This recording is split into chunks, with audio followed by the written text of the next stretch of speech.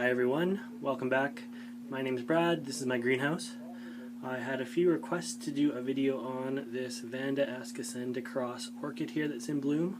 I was in the background of one of my previous videos, so I thought I would do as requested. I listened to my comments and I'll do a quick little video on this.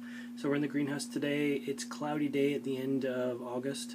It's 75 degrees in here right now and 95% humidity. And yeah, so this guy is now fully out in bloom. This is a Vanda X cross. It blooms probably 3 times a year. So it's looking really good right now. Not its biggest bloom ever, but definitely a very nice one. So conditions I grow this, it grows just hanging loose with roots. There's a little bit of Spanish moss starting to grow in here. It's starting to kind of grow everywhere. I got it on a few of the other Vandas. It does help keep the moisture in with the roots.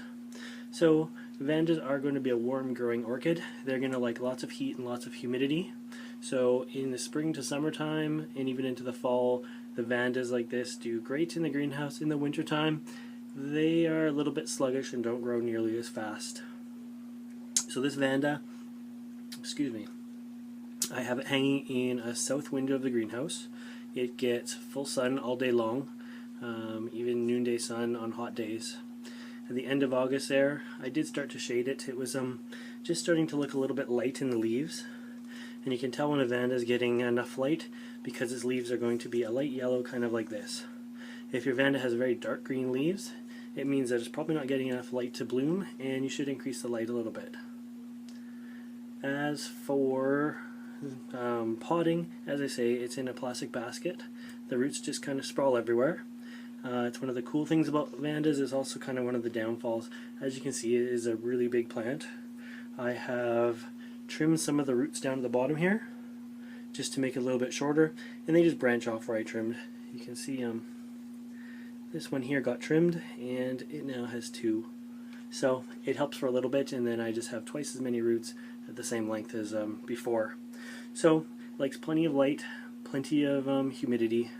When you water this, there's a few different ways to water it. Being in the greenhouse, I have the luxury I can just spray it with the hose or with the mister. Another thing I do is submerge the roots. Again, on a warm sunny day, I actually submerge the roots in the fish pond outside there and leave them there for 10 or 15 minutes, and they soak up the water as needed.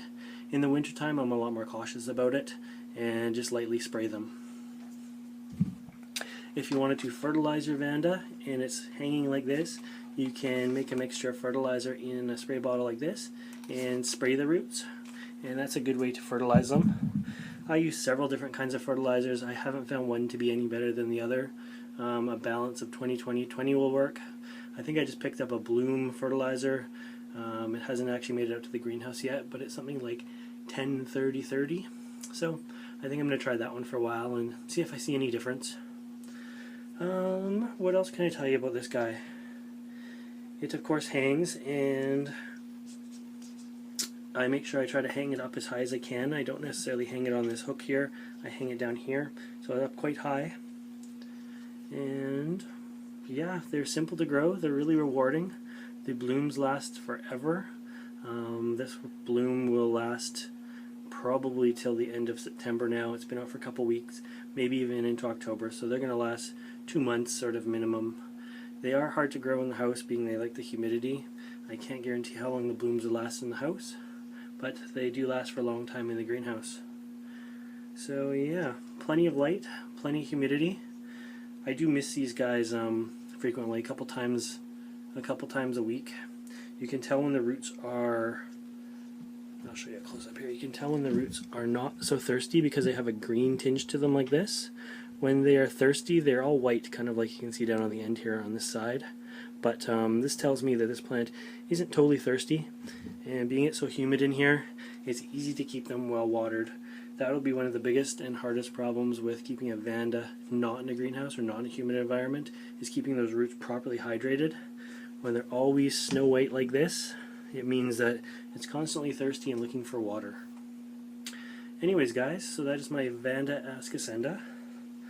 The exact cross is right here. Let's see if I can bring it up onto the camera and see if it'll focus in on it.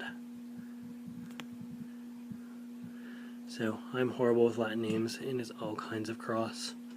So I'll leave it with you guys to decipher what that name is. And anyways, yeah, so that's my Vanda that's in bloom right now in the greenhouse. I hope you enjoyed this video, and if you want to see more videos like this, please subscribe to my channel. And as always, thanks for watching.